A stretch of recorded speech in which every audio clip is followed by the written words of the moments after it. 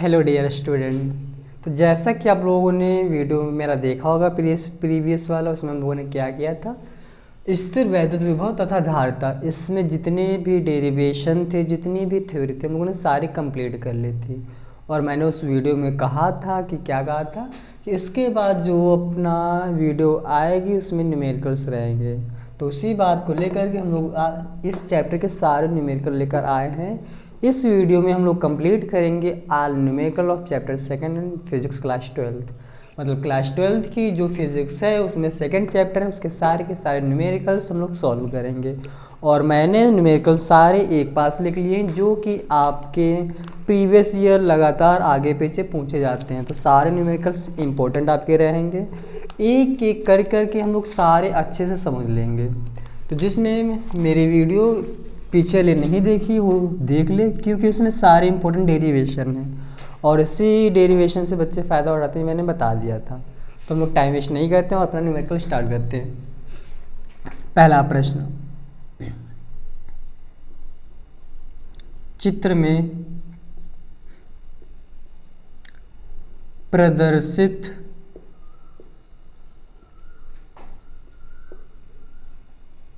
संधारित्रों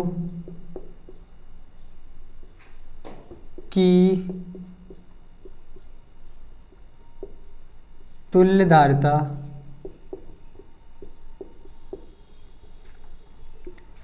ए व बी के बीच कितनी है?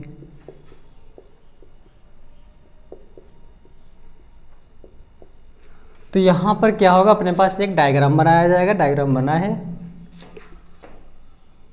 यहाँ पर बनाते हैं हम लोग।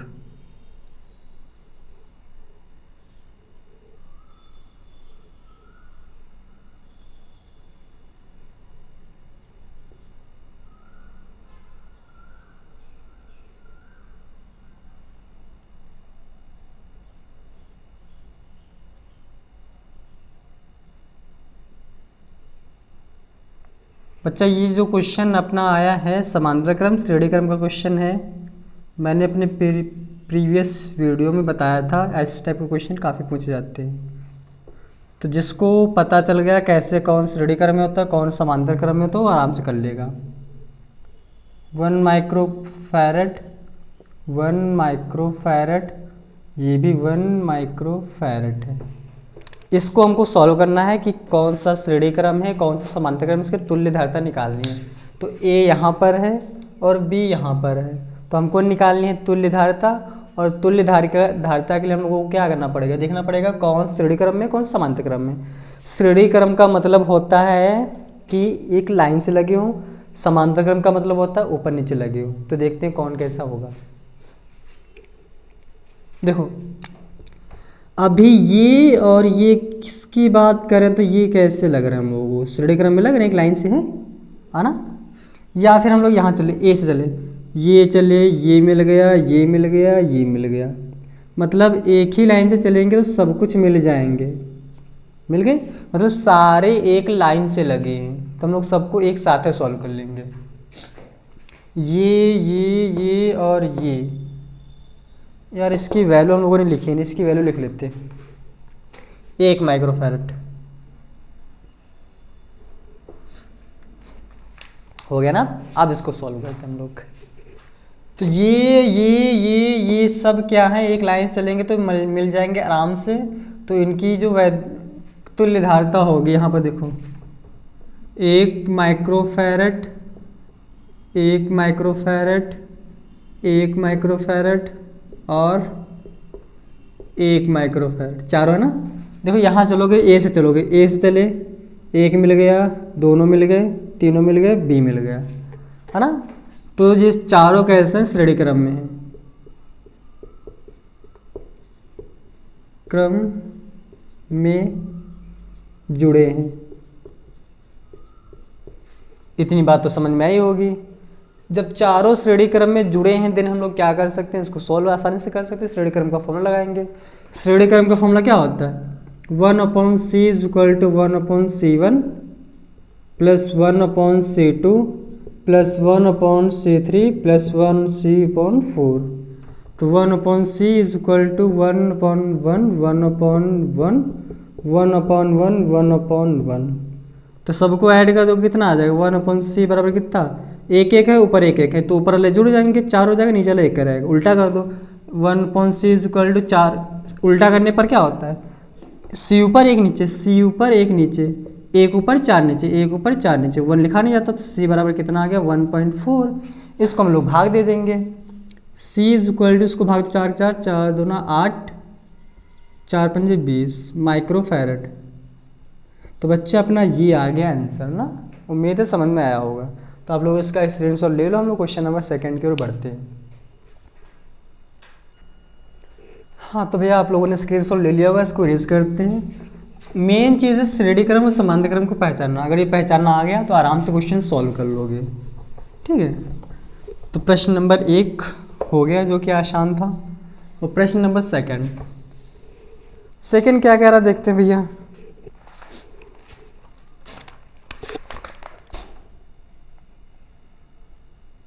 प्रश्न 2,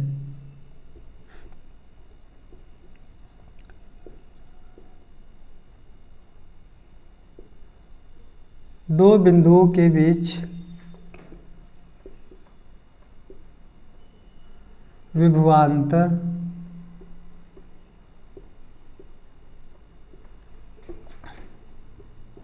पचास वोल्ट है, ठीक है। एक बिंदु से दूसरे बिंदु तक 2 × 10⁻⁵ कूलाम आवेश को ले जाने में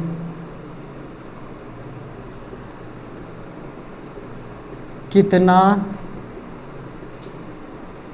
कार्य करना होगा। तो भैया बहुत अच्छा क्वेश्चन है, इसको नहीं कर पाओगे तो दिक्कत हो जाएगी। तो दिया क्या है इसमें हम लोग देख लेते हैं, दिख रहा है ना, हाँ दिख रहा है। तो दिया है दो बिंदुओं के बीच जो विभवांतर, विभवांतर का मतलब क्या होता है, delta V is equal to 50 volt है। एक बिंदु से दूसरे बिंदु तक ले जाने में आवेश, कूलाम का मतलब होता है आवेश, तो Q की वैल्यू दी गई है 2 × 10⁻⁵ कूलाम। कार्य कितना होगा, कार्य का मतलब होता है W is equal to find out, we have need find the work, W की वैल्यू हमको निकालनी है। तो भैया फॉर्मूला क्या होता है, फॉर्मूला होता है delta V is equal to W/में Q0। तो W इसकी वैल्यू हमको पता कितनी है, इसकी वैल्यू 50 है, W और Q0 की वैल्यू 2 × 10⁵ है, 2 × 10⁻⁵। तो भैया क्रॉस मल्टीप्लाई कर दो, 50 का मल्टीप्लाई होगा इससे, तो 50 का मल्टीप्लाई होगा 2 × 10⁻⁵ से, बराबर क्या है W है, ये तो बात समझ में आई होगी। फिर 50 दूना होता है 100, 10⁻⁵ बराबर W, इतना तो समझ में आया होगा। तो अब इसको हम लिख सकते हैं 10⁻² × 10⁻⁵। तो भैया घटा दोगे 10⁻⁵ से 10⁻² घटेगा, कितना बचेगा, -3 बचेगा। तो हम लोग ऊपर लिखे लेंगे क्योंकि नीचे दिख नहीं रहा है हम लोगों को। तो W इज इक्वल टू कितना आ गया, -3, 10⁻⁻3, और ये क्या होता है, वो जूल में आता है आंसर। तो बच्चा ये भी क्वेश्चन हो गया आसानी से, इसको भी आप लोग क्या करो स्क्रीनशॉट ले लो, अगला क्वेश्चन में बढ़ते हैं। स्क्रीनशॉट ले लिया होगा। प्रश्न नंबर 2 के बाद आता है 3rd, देखते हैं 3rd क्वेश्चन क्या कह रहा होगा अपना। ये सारे क्वेश्चन प्रीवियस ईयर में पूछे 2-3 रिपीटेड क्वेश्चन हैं सारे के सारे, इसलिए क्या अच्छे से समझना। क्वेश्चन नंबर 3,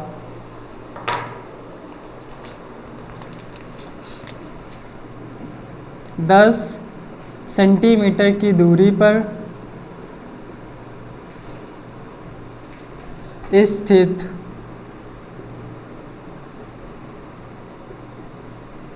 दो बिंदु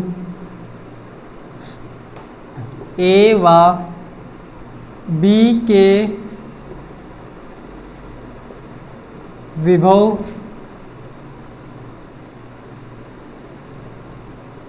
क्रमशः +10 वोल्ट तथा -10 वोल्ट हैं। ठीक है,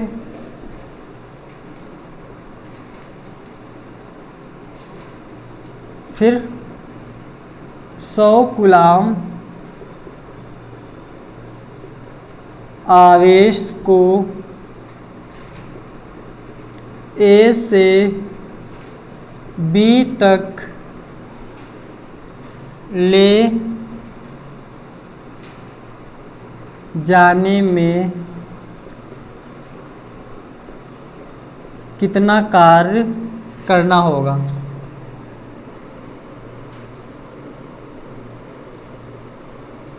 भैया वैसे क्वेश्चन जैसे हम लोगों ने पीछे दिया लिखा गया था। तो यहाँ पर देखो ए अपने पास दो बिंदु हैं ए और बी हैं, ठीक है। तो 10 सेंटीमीटर की दूरी पर ले जा रहे हैं, हमको कैसे लेना देना है ना क्रमशः, मतलब ये जो ए का विभव वो है कितना है 10 प्लस का, जो बी का वो माइनस का 10 है। मतलब वी ए की वैल्यू है प्लस का 10 और वी बी की वैल्यू है माइनस का 10। और फिर आवेश कितना है, आवेश कितना है कूलाम। हमको निकालना क्या है, कार्य डब्ल्यू निकालना है। तो भैया मैंने बताया था विभवांतर की जब डिफिनीशन बताई थी, तो क्या वी ए मतलब छोटे बड़ा वाला पहले लगते हैं फिर छोटा लगते हैं माइनस कर देते हैं। मतलब क्या होगा V A minus V B is equal to W upon में क्यू। ये फॉर्मूला मैंने बताया था विभवांतर की जब मैंने डिफिनीशन बताई होगी। तो वी ए की वैल्यू है प्लस का 10 वोल्ट माइनस वी बी की वैल्यू है माइनस 10 वोल्ट, वोल्ट रखेंगे नहीं हम लोग -10 बराबर डब्ल्यू की वैल्यू निकालनी है, क्यू नॉट की वैल्यू कितनी 100। बात समझ में आई होगी। देखो प्लस का 10 हम लोग प्लस लिखते नहीं, माइनस माइनस हो जाएगा, प्लस का 10 बराबर डब्ल्यू बट्टे में 100। 10 और 10 कितना होता है 20 बराबर डब्ल्यू अपॉन में 100 क्रॉस मल्टीप्लाई 20 का 100 से गुणा करो कितना आ जाएगा 2000 आ जाएगा बराबर डब्ल्यू। तो डब्ल्यू की वैल्यू कुल मिला के कितनी आ गई 2, और इसको हम लोग कैसे लिख सकते पावर की कितनी 3 जूल में आ गया। तो बच्चा ये हो गया अपना क्वेश्चन, उम्मीद है समझ में आया होगा, है ना। हाँ क्योंकि आसान क्वेश्चन है समझ में आ रहे होंगे। तो इसका भी स्क्रीनशॉट ले लो, क्वेश्चन नंबर आगे के हम लोग बढ़ते हैं। उम्मीद है स्क्रीनशॉट ले लिया होगा। अब भैया एक ऐसा क्वेश्चन आ रहा है जो कि यूपी बोर्ड में 5 नंबर का क्वेश्चन पूछा जाता है।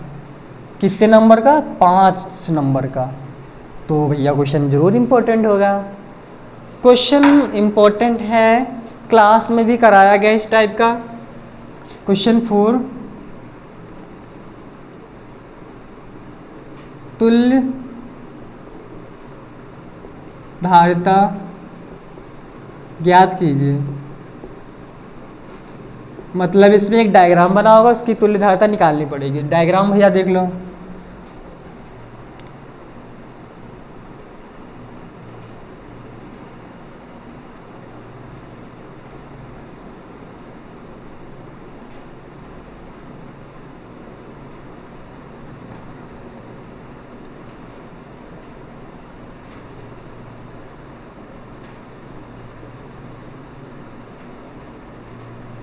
मेन चीज़ है डायग्राम, क्योंकि भैया डायग्राम बहुत सारा कठिन होता है।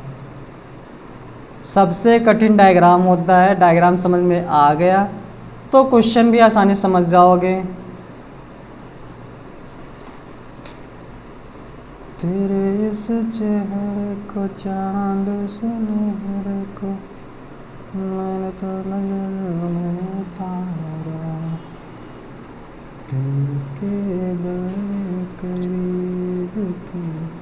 ये यहाँ पर लग गई बैटरी। बैटरी लगी है 2 वोल्ट की, और ये एक माइक्रोफैराड यहाँ पर हमको लगाना पड़ेगा।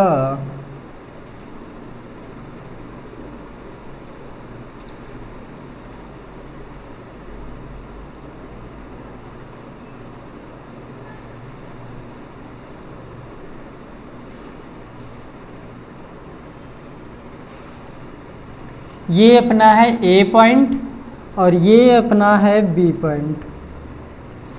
ए और बी के बीच हमको तुल्य धारिता निकालनी है, ठीक है।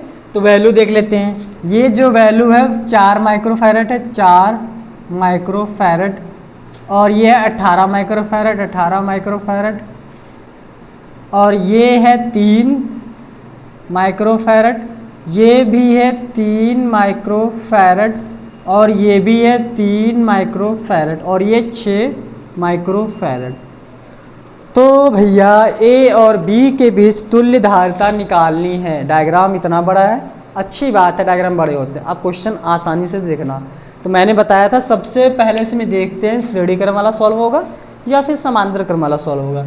तो देखो अभी ये ए से टूटा है, मतलब क्वेश्चन इसको करने का तरीका क्या है। सबसे पहले देखते हैं तार कहाँ से स्टार्ट हुआ है, मतलब अपने पॉइंट्स क्या है। एक ए है, एक बी है, तो चाहे ए से चल लो चाहे बी से चल लो। हम लोग ए से चलते हैं। देखो ए से चल गए तो यहाँ पर एक मिला और यहाँ से तार टूट गया। कोई एक तार पकड़ लो, हम लोगों ने ये पकड़ लिया, ये मिला। यहाँ पर देखो 1 2 3, ये तीनों ऊपर नीचे ना, ये तो इन तीनों को हम लोग सॉल्व कर लेंगे। तो कैसे,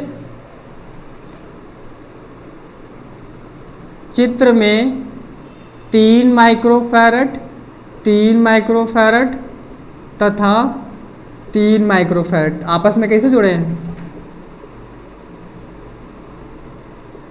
समांतर क्रम में।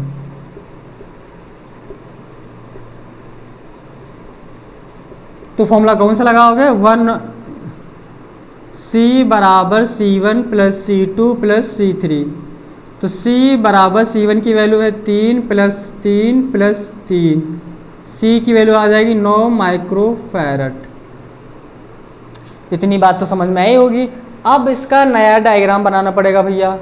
नया डायग्राम सर जी कैसे बनाओगे, तो इसके बाद में हम लोग नया डायग्राम बनाएंगे। देखो नया डायग्राम कैसे बनेगा।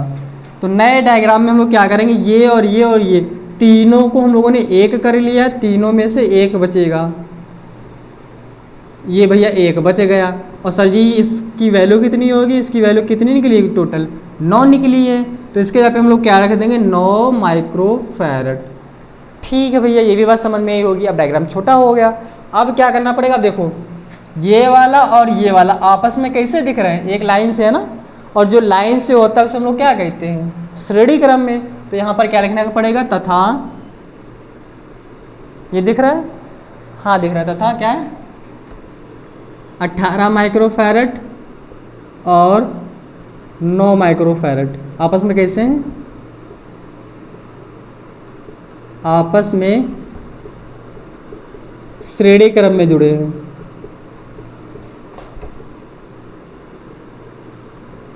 तो बच्चा फॉर्मूला कौन सा लगाओगे, हमको पता है, तुमको भी पता है क्या, 1/c = 1/c1 प्लस 1/c2।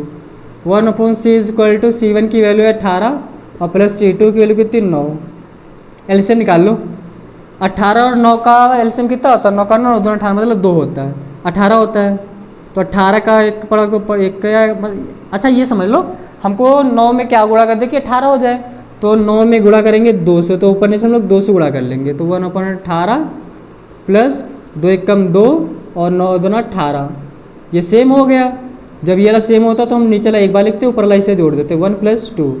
एक में 2 ऐड करोगे कितना आ जाएगा, 3/18। अब इसको हम लोग क्या करना पड़ेगा, उल्टा करना पड़ेगा। उल्टा कर दो तो c ऊपर चला जाएगा, 18 ऊपर 3 नीचे, 18 ऊपर 3 नीचे, और 6 3 18 होता माइक्रोफैरड। तो अब सर जी क्या करेंगे, अब भैया फिर से नया डायग्राम बनाना पड़ेगा। इसके बाद नए डायग्राम में क्या होगा, ये वाला हम लोगों ने एक कर लिया है, ठीक है। जो एक किया है उसकी वैल्यू क्या है, उसकी वैल्यू 6 माइक्रोफैरड। अब देखो ये तार यहाँ से टूटा है, फिर यहाँ पर जुड़ गया, ये और ये 6 और 6 आपस में कैसे दिख रहे हैं, समांतर क्रम दिख रहे हैं। तो यहाँ पर हमको क्या लिखना पड़ेगा, चित्र में 6 माइक्रोफैरड तथा 6 माइक्रोफैरड। यार एक मिनट पानी पी ले थोड़ा सा। तो चित्र में दिक्कत हो रही है थोड़ी सी। तो भैया हम लोग क्या आते, ये और ये हमको समांतर क्रम दिख रहा है। चित्र में 6 माइक्रोफैरड था, 6 माइक्रोफैरड।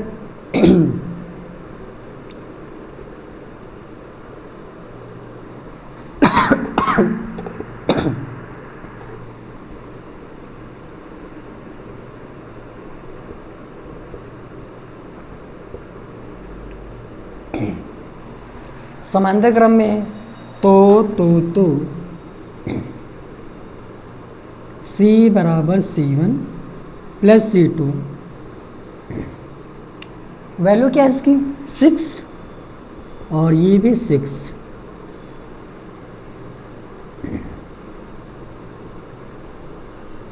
ये आ गया अच्छा सा, ठीक है।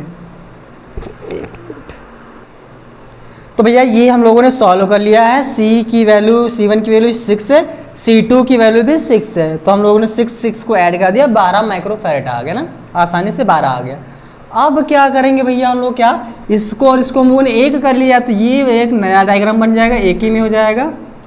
तो नए डायग्राम में खाली एक मिलेगा यहाँ पर, तो ये एक लाइन से खाली एक संधारित्र बचेगा, बाकी हम लोगों ने सॉल्व किया। ये कितना आया है 12 माइक्रोफैरड आया है। अब तो तुम लोगों को साफ है, साफ दिख रहा हो, ए और बी के बीच में खाली 2 है, 4 और 12 है। तो 4 और 12 आपस में कैसे जुड़े हैं, श्रेणी क्रम में जुड़े गए। तो यहाँ पर हम लोग क्या लिखेंगे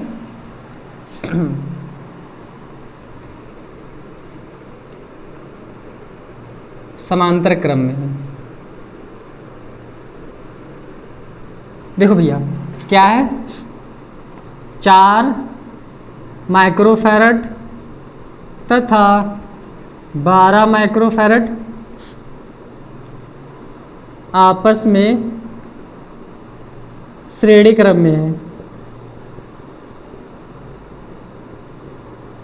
तो लगाओ श्रेणी क्रम वाला formula, 1/c is equal to 1/c1 plus 1/c2। 1/c is equal to C1 की वैल्यू 4, C2 की वैल्यू 12। तो भैया चाहे इसका क्रॉस मल्टीप्लाई कर सकते हो, चाहे इसका एलसीएम निकाल कर सकते हो, चाहे हम लोग गुणा, देखो 4 में क्या गुणा करते हैं कि 12 आ जाए, 4 का 4 4 तो 3 से गुणा करेंगे तब 12 आएगा ना। तो हम लोग 3 से नीचे करेंगे, 3 से ऊपर करेंगे, ये रूल होता है। 3 एकम 3 और 3 चौको 12, 12 प्लस 1/12, 12 नीचे सेम हो गया। तो हम लोग क्या करेंगे, 12 को एक बार लिखेंगे, 3 प्लस 4 1 कर देंगे। 1/c इज इक्वल टू 3 एक होता है 4/12, उल्टा कर दोगे दोनों को ना। तो जब उल्टा करोगे तो क्या आएगा, यहाँ पर लिख लो, वहाँ पर दिख नहीं रहा है। उल्टा करोगे C ऊपर चला जाएगा और 12 ऊपर 4 नीचे, 12 ऊपर 4 नीचे, तो 4 4 4 4 तिया 12, 4 तिया 12 माइक्रोफैरड। ये अपनी तुल्य धारिता निकल के आ गई है, हमको यही निकालना था। तो उम्मीद है समझ में आया होगा आप लोगों को। फाइनली जो डायग्राम बनेगा, डायग्राम नहीं बनेगा, बस हो गया है। तो उम्मीद है समझ में आया होगा आप लोगों को। इसका स्क्रीन शॉट ले लो, अच्छा सा क्वेश्चन है, 5 नंबर का पूछा जाता है। इस स्क्रीन शॉट ले लो, फिर आगे हम लोग बढ़ते हैं।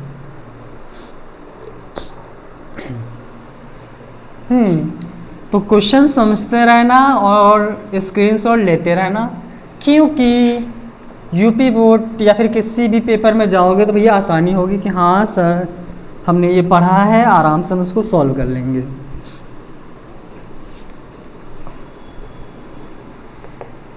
चलिए क्वेश्चन नंबर 5 की ओर हम लोग कंटिन्यू करते हैं। क्वेश्चन नंबर 5 क्या कह रहा है अपना, 2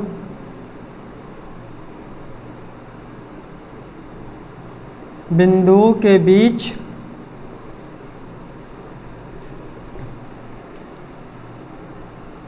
विभवांतर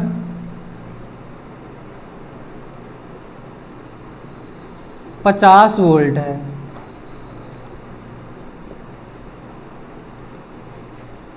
यार ऐसा क्यों लग रहा है, ये क्वेश्चन हम लोग कर चुके हैं। एक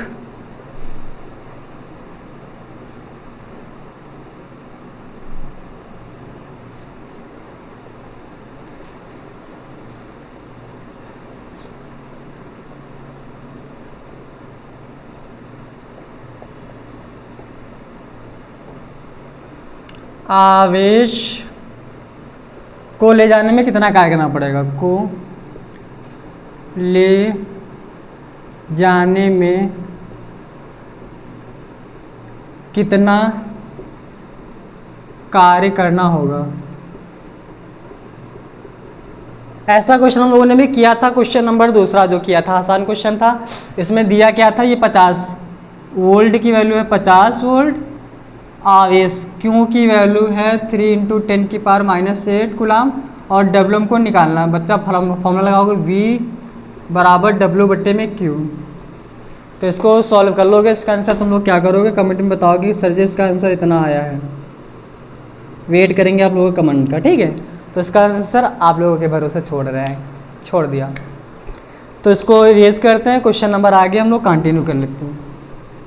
अच्छा, हमारी वीडियो में एक फ़ायदा होता है ना कि ज़्यादा टाइम वेस्ट नहीं करते हम लोग, सीधा अपने मुद्दे की बात करते हैं, सीधा पढ़ाई की बात, नो ज़्यादा बकवास होती है, यही फ़ायदा होता है। बाकियों में क्या होता है, पहले आधा घंटा लेक्चर देंगे, बाद में क्वेश्चन स्टार्ट होंगे, तो अपने आधा घंटा में पूरा चैप्टर खत्म हो जाता है। यही तो अच्छी लगती है कि सीधा कंटिन्यू लोग पढ़ाई पर फोकस करें, फालतू की बकवासों पे नहीं किया जाता है। तो क्वेश्चन नंबर 6 क्या कह रहा है, 2 वोल्ट तक विभवांतर से आवेशित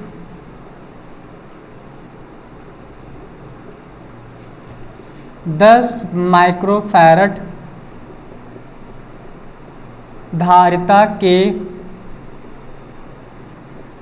संधारित्र की स्थितिज ऊर्जा ज्ञात कीजिए।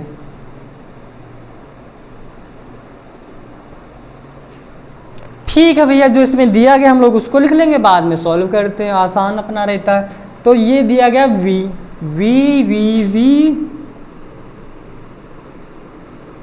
दिया है क्या, V = 2 वोल्ट। धारिता मतलब धारिता का सिंबल क्या होता है, C। तो C = दिया है 10 माइक्रोफैरड। ऊर्जा निकालनी, तो ऊर्जा भैया निकालनी है। तो जब मैंने भैया डेरिवेशन कराया था स्थितिज ऊर्जा का, तो उसमें 3 फॉर्मूले आए थे। तो ऐसा फॉर्मूला बताओ जिसमें CV होता है। तो क्या बताया था मैंने, U = 1/2 CV²। याद आया, हाँ सर जी याद आया कुछ कुछ। तो U = 1/2, C की वैल्यू है 10 और V की वैल्यू है 2, ये हो गया। और यहाँ पर माइक्रो लगा है, तो हम लोग माइक्रो को हटाने के लिए क्या करते हैं, 10⁻⁶ लगाते हैं। अब V की वैल्यू रखो, V की वैल्यू 2 है। तो U = 1/2 10 10⁻⁶, 2 को 2 बार लिखोगे, 2 × 2, 1 2 से 1 2 कट गया, बचा क्या, U = 10 का 2 से गुणा कर दोगे 20 आ जाएगा, और 10 की पावर बचेगी -6। तो एक पावर घटा दो इससे भैया, जब एक पावर घटा दोगे 2.0, 10⁻⁵ जूल होती है इसकी एनर्जी भैया। तो ये आ गया अपना, ये भी अच्छा सा आंसर आ गया। उम्मीद है ये भी समझ में आया होगा। तो क्या करोगे, स्क्रीनशॉट ले लो और अच्छे से समझ लो, जहाँ पर ना आए वहाँ पर कमेंट में पूछ लेना, कोई दिक्कत नहीं रहती है। हाँ, तो इरेज करते हैं इसको। क्वेश्चन नंबर 7 की ओर हम लोग कंटिन्यू करते हैं। वो भी क्वेश्चन ऐसे ही होगा कुछ। क्वेश्चन नंबर 7 देखते हैं क्या कह रहा है क्वेश्चन नंबर 7।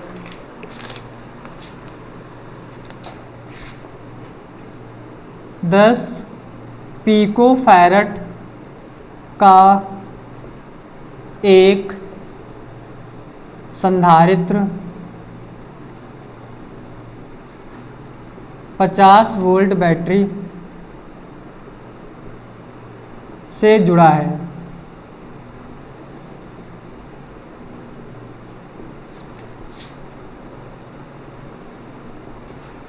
संधारित्र में कितनी ऊर्जा होगी, संचित होगी।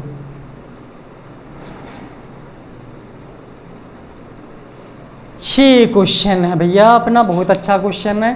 अभी हम लोगों ने ऐसा क्वेश्चन सॉल्व किया था, सेम ऐसा क्वेश्चन किया था, याद होगा ना।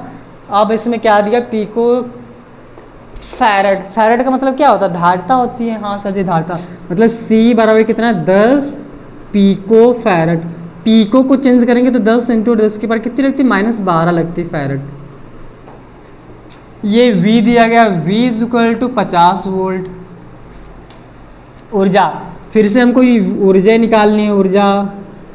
तो ऊर्जा का फॉर्मूला क्या होता है बच्चा, U is equal to 1/2 CV²।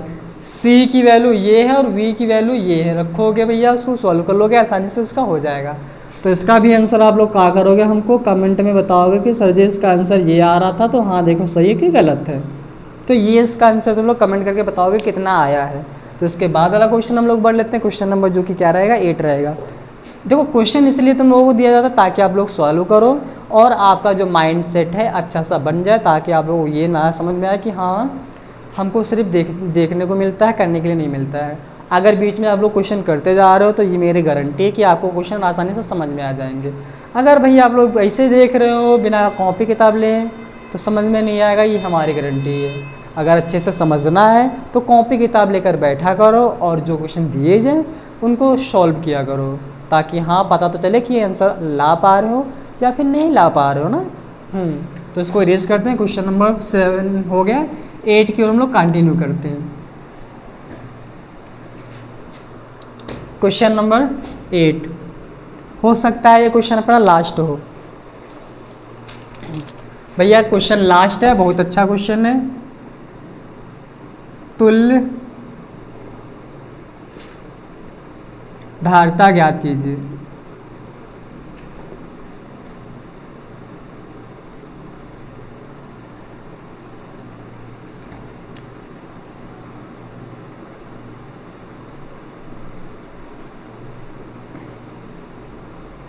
Main चीज़ होती है इसमें वैल्यू का क्वेश्चन। वैल्यू अगर अच्छे से समझ में आएगी तो क्वेश्चन सॉल्व कर सकते हो।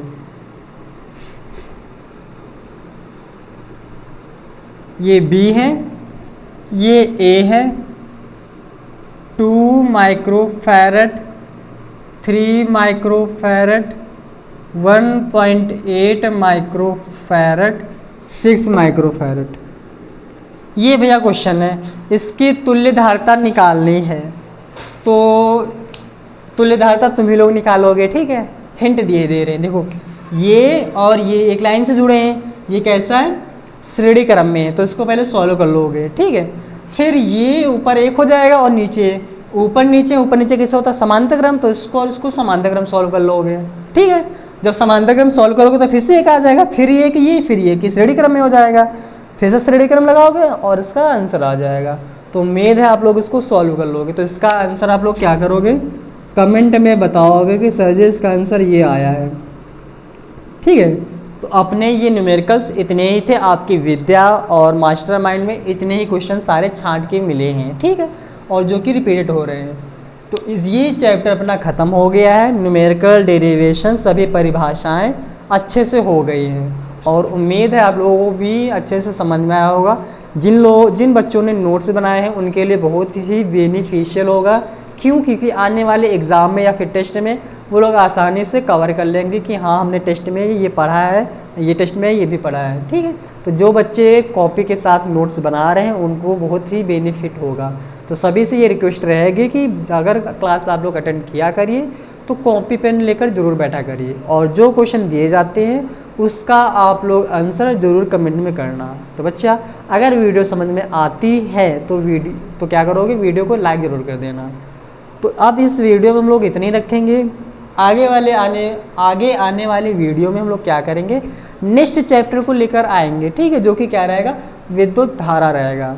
और वो चैप्टर बहुत ही अच्छा है, उसमें के डेरिवेशन भी काफ़ी अच्छे हैं। लेकिन इस वाले चैप्टर में जो मैंने डेरिवेशन बताए हैं तो भैया वो अच्छे से प्रिपेयर कर लेना, क्योंकि इस चैप्टर से डेरिवेशन ज़रूर फिक्स आता है। तो इस वीडियो में हम लोग इतने रखेंगे, ज़्यादा हम लोग नहीं करते हैं। मिलते हैं अगले वीडियो में, अभी के लिए टाटा बाय बाय, चलते हैं।